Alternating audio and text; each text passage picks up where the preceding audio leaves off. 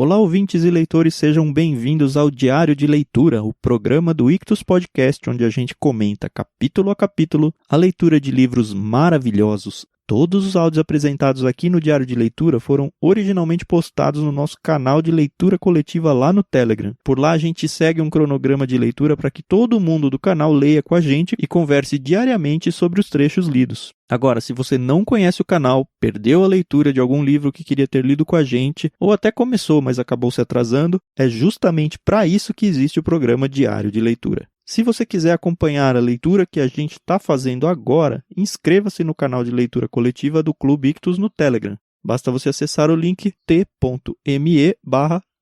Ictus. É claro que você tem que ter o aplicativo Telegram instalado também. A participação é gratuita, pode ficar tranquilo. Sem mais delongas, fique agora com os comentários de mais um trecho do livro O Evangelho Maltrapilho, de Brennan Manning.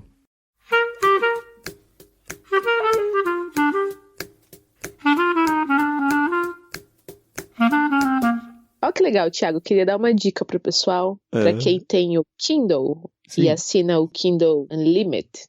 Tem vários livros do Brennan Manning lá. Inclusive tem o Evangelho Maltrapilho, mas não no plano, tá lá pra você comprar. Mas é legal, pra quem gosta do autor, gostou do que ele tá falando, dá uma olhadinha lá. Ah, legal mesmo. O Kindle não tá patrocinando a gente, mas aí é uma utilidade pública. A gente usa e avisa o que é bom, né? Poxa, tem uns livros aqui bacanas, já peguei. Vou começar a ler quando tiver um tempo. Mas você já tá ligado que eu sou do físico, né? Eu tenho o Kindle, eu assino o Unlimited.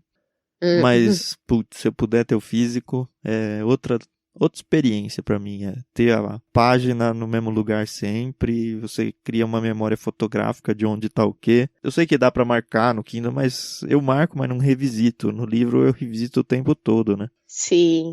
Eu também sou muito do físico. Inclusive, esse meu Kindle é geração 4. Ele é bem velhinho e tal, mas ele atende às minhas necessidades. Mas de vez em quando você vai viajar para um lugar... lógico. Não, eu uso ele todo dia. Minhas devocionais são nele. Eu faço uma leitura bíblica, uma bíblia diferente por ano, né?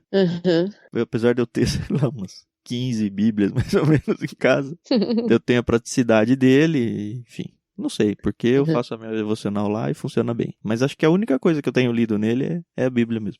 Que legal. Eu já li uns 6, 7 livros nessa quarentena só no Kindle. Porque diferente do Tan, eu consigo ler de noite. Às vezes eu tenho insônia ou acordo muito cedo. E aí eu quero continuar debaixo dos cobertores. Então eu só pego o Kindle e consigo ler bastante. Você sabe que um abajur resolve esse problema, né?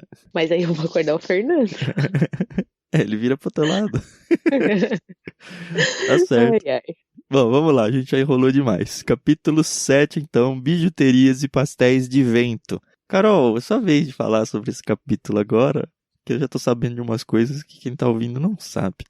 Gente, eu amei o capítulo 7. Particularmente, às vezes eu me sinto muito inapta pra opinar sobre esse tipo de livro, né? Esses livros que são mais... de cunho, assim, mais teológico e tal, eu me sinto muito bebezinha pra falar. E quando eu entendo um capítulo na sua totalidade, eu fico, cara, que legal, entende? E Bijuterias e Pastéis de Vento, pra mim, foi um capítulo muito emocionante. É um capítulo que fala muito sobre oração, né? E sobre você olhar para os teus próprios pecados de uma maneira honesta, né? Não... Porque a gente gosta de mentir pra gente mesmo, né? Na real, a gente cria uma casca, veste uma máscara e usa ela tanto tempo que a gente acaba se enganando, né?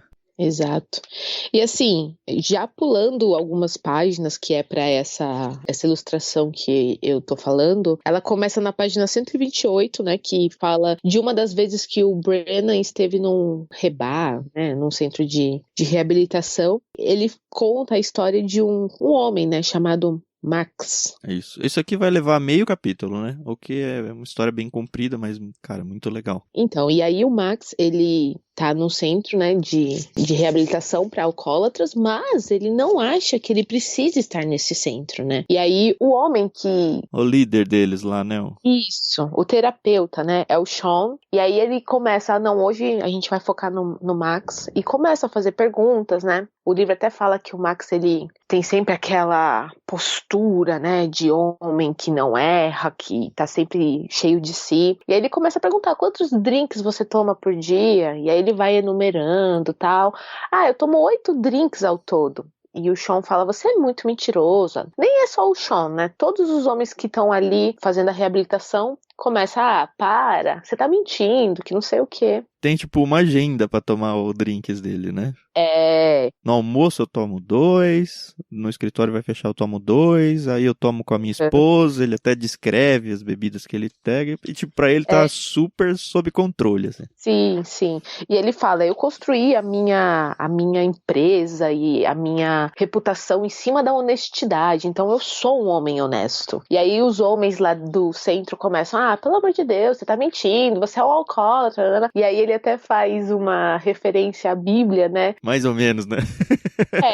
Ele fala que está no Evangelho de João, né? Aquela parte onde fala sobre o cisco no olho, né? E a viga no nosso, que a gente tem que tirar a primeira viga do nosso olho antes de apontar o nosso irmão. E o Brennan fala, olha, não tá em João. Mas na real ele não fala, né? Ele pensa e fala, eu vou ignorar e vou deixar ele errar. E uma coisa que o Max faz, que assim, já vi tanta gente fazer, é pegar ditado popular e colocar na boca de Deus. Gente, é verdade. É verdade. E aí o Sean começa a forçar uma situação, então ele liga pro barman que o Max costuma ir, né, o bar, tal, conversa com o barman, e aí ele descobre que todos os dias lá no bar ele consome vários drinks, e o Max continua, não, pelo amor de Deus, vocês estão inventando tudo isso, as pessoas estão delirando, até que o Sean liga pra esposa do Max, né, e, cara... Na real, ele pergunta antes, né? Você já tratou mal algum dos seus filhos? É uma outra pessoa que pergunta, é o Fred. O Fred pergunta pra ele, você já tratou mal algum dos seus filhos? E aí ele meio que fala, ele conta, tipo, coisas normais da vida de qualquer um. Aí fala, não foi isso que eu perguntei. Pelo menos uma vez na vida, todo pai trata mal um dos seus filhos. Posso assegurar que é assim, já tenho 62 anos. Agora me dá um exemplo específico. E aí é muito louco, né? Porque ele fala, eu fui um tanto duro com a minha filha de 9 anos na última véspera de Natal. E aí perguntam pra ele o que aconteceu. Ele fala, não lembro, apenas eu tenho uma sensação de pesar quando eu penso nisso. E aí as pessoas ficam insistindo, o que aconteceu? Ele fala, eu já disse que eu não lembro. E aí sim é que o líder lá, o Sean, ele liga pra esposa pra perguntar o que aconteceu. E aí, segue aí, Carol. Gente, eu não vou ler aqui na totalidade, né? Quem tem o livro pode fazer isso, mas a filha dele basicamente queria um par de sapatos novos. Ela tinha 9 anos e ele falou, tá bom, vamos lá. Foi até a cidade, comprou os sapatos pra ela, tal, e ela, papai, você é o melhor pai do mundo, tal. E é incrível, quando você tem um vício, você só precisa de uma situação pra querer entrar nesse vício, né? Então ele ficou cheio de si, eu sou o melhor pai do mundo e tal, então eu vou tomar uns drinks. Onde eles estavam era muito frio, devia estar nevando e qualquer coisa do tipo, né? Natal nos Estados Unidos. E aí ele fala pra filha dele, fica aqui dentro do carro, eu vou deixar o motor ligado, porque tá muito frio. Aí fica o aquecedor, né, no carro. Isso, e a menina ficou lá dentro, né? Não falo o que aconteceu com ela no sentido de, papai, não quero ficar, ou tudo bem. E aí isso era, 3 horas da tarde. 3 da tarde, isso. E aí ele encontrou uns amigos, encontrou uns veteranos de guerra e tal. E aí ele começou a beber, e beber, e beber, e beber, tudo porque ele era um bom pai e tal. Essa foi a motivação que levou ele a beber. Quando ele se deu conta, já passava da meia-noite. Quando ele voltou pro carro, óbvio que o carro tinha desligado, né? Sei lá se acabou a bateria, a gasolina, eu não sei como é que funciona. A menina tava... O motor havia parado de funcionar, as janelas do carro estavam bloqueadas com o gelo, Debbie tinha graves ulcerações de frio nas orelhas e nos dedos da mão. Ai. Quando a levamos ao hospital, isso é a narração da esposa, né? Quando a levamos ao hospital, os médicos tiveram de operar. Amputaram o polegar e o indicador da mão direita. Ela vai ficar surda pelo resto da vida. E ele não se lembrava do que tinha feito para deixar a filha mal. Gente, isso mexeu tanto comigo, porque às vezes a gente acaba fazendo mal para aqueles que a gente mais ama, né? Por causa de um vício ou de uma situação que a gente não quer enxergar, né? E aí continua falando que ele então ficou maluco, era como se ele estivesse tendo um ataque, e o Sean, que era o terapeuta, foi muito duro com ele, né? Empurrou ele e falou: "Você é um mentiroso, vai embora daqui". E aí o livro fala que ele tinha 3 opções. Seu canalha miserável, saia daqui antes que eu vomite. Não dirija um centro de reabilitação para mentirosos. E aí o Max tinha 3 opções, né? Ou ele ficava maluco, né? Ficava insano, ou ele se matava, né? Ou ele aceitava o tratamento para ficar sóbrio, né? Eu gostei muito dessa parte aqui, Carol, porque lá em alguns capítulos atrás a gente já leu, tem uma situação onde um cara que também tá nesses alcoólicos aí, lá eram os alcoólicos anônimos, né? Mas, enfim, em uma reunião ali de viciados, e ele reconhece que caiu, lembra? Ele bebe tudo, Sim. e todo mundo passa a mão na cabeça dele. Isso, E na verdade. época até eu falei, me incomodou um pouco e tal, e aí depois eu reconheci e falei, cara, não, ele claramente já estava arrependido e as pessoas não tinham mais que acusar ele já estava pesado. Só que nesse caso aqui é o oposto, porque o Max ele não tá arrependido, ele nem reconhece direito que ele tem um problema, sabe? E aí o autor apresenta, através do líder aqui do Murphy O'Connor, que é o Sean, né? O tal do amor duro. E é isso que a gente precisa no contexto do cristianismo. Em alguns momentos, a gente precisa ser duro com o pecador. Porque ele não está nem reconhecendo o pecado dele, ele não está se arrependendo. Então, partir para aquele lado de, não, vem aqui, somos irmãos, a comunhão e tal, tá errado. Sim. É a hora de falar, você precisa tomar vergonha na cara, mano. É aí que entra, por exemplo, a disciplina bíblica, da disciplina eclesiástica, que a pessoa pode chegar ao ponto de ser expulsa da igreja, né? Ela sair do hall de membros e tal. Não é porque a pessoa se arrepende e o pecado foi grande demais. É porque a pessoa nem reconhece, porque ela fala, não, ou ela nem fala, eu não tô em pecado, ou ela fala, não, eu tô em pecado e vou continuar e não quero saber de vocês. Não tô nem aí. É muito triste, né, quando isso acontece. Mas, só pra vocês saberem, a história do Max foi diferente. Ele reconheceu que precisava, né, se tratar. E a história dele acaba com o Fred, que era aquele senhor de 62 anos, indo até o quarto dele. Ele encontra o Max sentado, lendo. E aí ele fica ali um tempo, quando ele percebe que o Max tá chorando. E aí o Max fala pra ele, Fred, acabo de orar pela primeira vez em minha vida. Então, é muito importante, quando você reconhece que você está errado, que você precisa de ajuda, você saber que você pode contar com as pessoas que estão ao seu redor, né? E aí ele encerra com a questão do oposto da verdade, né? E é muito interessante isso, até para quem trabalha na área de psicologia e tal, pode dizer até melhor do que nós. Mas ele falou, na perspectiva bíblica, Max era um mentiroso. Na filosofia, o oposto da verdade é o engano. Na escritura, o oposto da verdade é a mentira. E assim, quando a gente muda o nome da mentira para tentar dar uma mascarada ou tal, é aí que começa o problema, né? Ele ainda fala no livro, né? Se a gente for ver essas mentiras brancas, né? A gente vai ter pecado tanto durante o dia, né? Que a gente pensa, isso aqui não vai afetar ninguém. Quando afeta a gente, nós mesmos, né? Continuando a falar disso, ele começa a falar sobre essa questão da oração, né? Que a gente tem que tomar muito cuidado, né? Ele até fala que Jesus, ele não tinha uma visão ingênua da oração. Ele sabia que ela podia ser falsificada pelo narcisismo espiritual, pela hipocrisia, verbosidade e o sensacionalismo. E aí ele fala sobre o demônio meridiano, né? Essa coisa que está dentro da vida cristã, né? A tentação de perder o eu interior quando a gente precisa manter as aparências, né? Não sei se eu consegui explicar isso como é. Eu acho que sim. A ideia de que a sua oração, ela pode ser fake, né? É você fazer a coisa certa, né? Você orar que é certo, mas pela motivação errada, isso. né? O T.S. Eliot, ele cita aqui, né? Como o maior pecado de todos, fazer a coisa certa pelo motivo errado. Ele um pouquinho mais pra frente faz uma citação do Bonhoeffer, que eu achei muito boa. Aquele que está sozinho com seus pecados está absolutamente sozinho. Pode acontecer que os cristãos, apesar da adoração corporativa, da oração comunitária e de toda sua comunhão no serviço, sejam ainda assim relegados à sua solidão. A reviravolta final na comunhão acaba não acontecendo porque, embora experimentem comunhão uns com os outros como cristãos e devotos, não experimentam a comunhão como não devotos, como pecadores.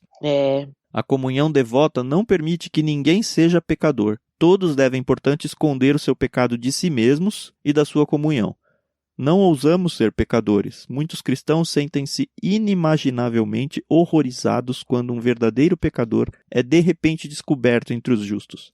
Permanecemos assim sozinhos com o nosso pecado, vivendo em mentiras e hipocrisia. O fato é que somos pecadores. E muitos pensam que não são mais, né? Isso aí, se você for olhar para dentro de um salão de igreja local, por exemplo, é aquele negócio da máscara, da roupa bonita do domingo. E quando você descobre que alguém pecou, irmão, mas como, cara? Uma vez, um pastor conhecido meu, ele virou e falou assim, Carol, você nunca foi disciplinada na igreja, né? Eu falei, como assim, pastor? Nunca fui levada a uma sessão de assembleia onde eu tive que confessar meu pecado, sei lá o quê. Aí ele eu falei, não, isso nunca aconteceu. Ele, eu não esperava outra coisa de você. E eu, cara, não é assim. Não Filha de pastor, né? Gente, como é ruim isso, é muito ruim. Por isso que a gente tem que tomar cuidado em não nos tornarmos fariseus, né? Sim. Porque é uma linha muito tênue. Muito, muito tênue.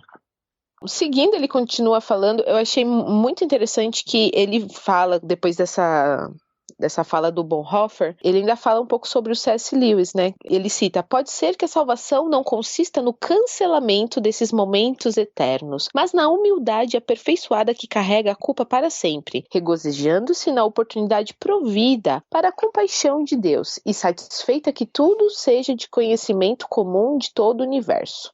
Talvez, naquele momento eterno, Pedro, ele me perdoará se eu estiver errado, negue para sempre o seu mestre. Se for assim, seria de fato verdade que os prazeres do céu são, para a maior parte de nós, em nossa presente condição, gosto adquirido, e que certos modos de vida podem tornar impossível adquirir o gosto pela coisa. Talvez os perdidos sejam os que não ousam adentrar um local tão público.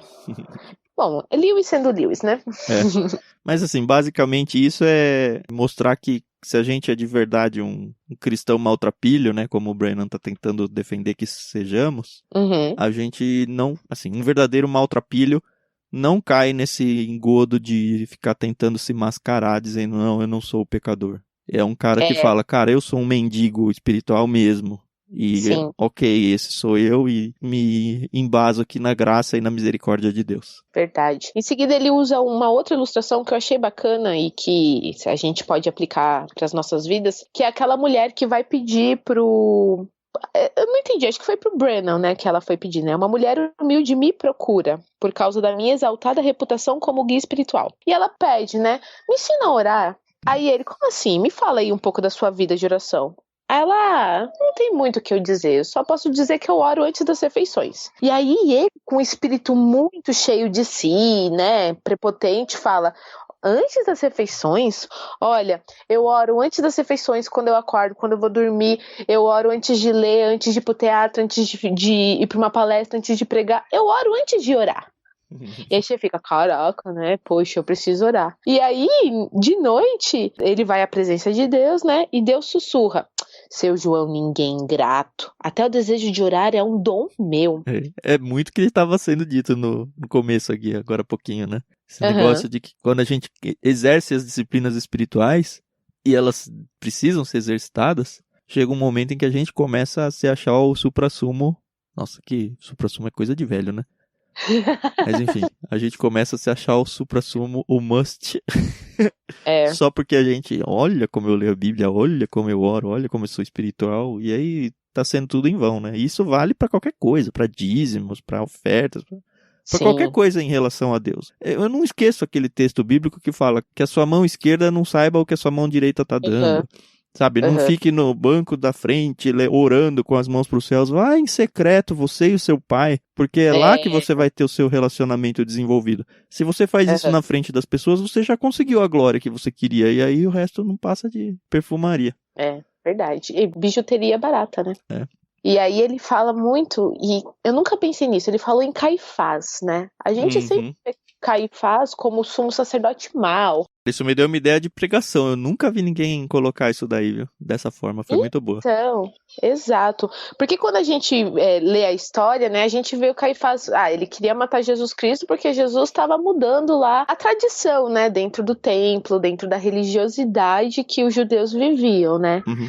E aí ele usa aqui ele fala sobre Jesus e Barrabás, né? A escolha normalmente apresentada aos cristãos não é entre Jesus e Barrabás. Ninguém quer se identificar com quem é tão obviamente um assassino. A escolha com a qual temos de ser cuidadosos é entre Jesus e Caifás. E Caifás nos engana. Ele é um homem muito, e aí ele usa entre aspas, religioso. Na ideia de que o Caifás, sendo o líder religioso, ele tá lá muito mais para preservar a instituição, para preservar as tradições, do que para cuidar de vidas, de pessoas. E tudo bem eu ferir, tudo bem eu matar uma pessoa em nome da preservação da religião, da tradição, ou seja lá o que for. Sim, e a gente percebe isso, a gente está passando por um momento de pandemia onde muitos templos ainda estão fechados, né? Tem uma longa discussão aí se deve ou não abrir, se quando a gente abre a gente está pensando no nosso irmão, só está pensando, sei lá, na manutenção do templo. E, gente, acho que a discussão lá não é por aí, entendeu? Acho que se a igreja vai abrir ou não, se os líderes, a comunidade decidiu ou não, isso não é o importante, entendeu? Óbvio que a gente tem que tomar cuidado com o legalismo, né? Eu vou abrir o templo porque senão eu vou perder minha comunidade, eu vou perder meus membros, eu vou perder os meus dizimistas, e isso que a gente tem que tomar cuidado, né? E eu acho que é bem isso que o Brennan tá falando nesse momento, né? Achei também muito interessante quando ele fala essa questão que você disse, né? Que, eu vou matar em nome da tradição, em nome da lei, enfim, que foi o que Caifás, ele é usado como exemplo. E ele traz a questão do aborto, né? Uhum. A gente fala, eu sou contra o aborto. E ele se posiciona contra mesmo. Não é que ele tá tentando defender o aborto. A questão é que ele fala que a gente gasta tanto esforço em defesa do contra o aborto e a gente não dá atenção a, por exemplo, um mendigo ou um idoso que tá morrendo por falta de tratos. Exato. Ou daquele assassino que tá preso e que carece de misericórdia, né, como a gente. A gente se põe numa posição superior. Eu nunca matei, eu nunca roubei, eu nunca errei, assim, pecados capitais, né? Então eu sou melhor do que aquele assassino que tá lá na cadeia. Mas não é isso, entendeu? De Jesus, quando ele morreu por todos. Uhum. Hoje de manhã eu vi uma notícia e recebi um aviso de pedido de oração da minha família, né? Uma família que está morando no Brasil, eles mandaram um pedido de oração falando, olha, tá chegando o furacão Laura. E assim, cidades já estão sendo evacuadas, tá muito tenso. Parece que ele vai ser o mais forte, que vai chegar aí talvez o ano ou em sei lá quanto tempo, eu praticamente nunca acompanho. E ela pedindo orações por isso, né? E a outra é alguém da minha família mandou, que tem um conhecido lá, que a filhinha caiu 2 anos e meio. Caiu e quebrou o fêmur. Uau! E vai ter, que ficar paralisada por 2 meses, sei lá quanto, pra conseguir colar o... Cara, fêmur é tenso, né? É. E aí, eu tinha já lido esse trecho aqui, que eu vou ler agora e vocês vão entender o que eu tô falando. Choramos diante da injustificada destruição do não-nascido. Ele ainda no tema do aborto, né? Será que choramos também quando o noticiário vespertino anunciou que uma família negra do Arkansas havia sido eliminada a balas da sua vizinhança branca? Certa manhã experimentei um momento terrível. Tentei lembrar quantas vezes entre 1941 e 1988, olha quantos anos aqui, hein? Mais de 40 anos. Eu havia chorado por um alemão, ou por um japonês, por um norte-coreano, ou por um norte-vietnamita, por um sandinista, por um cubano. Não lembrei uma vez sequer.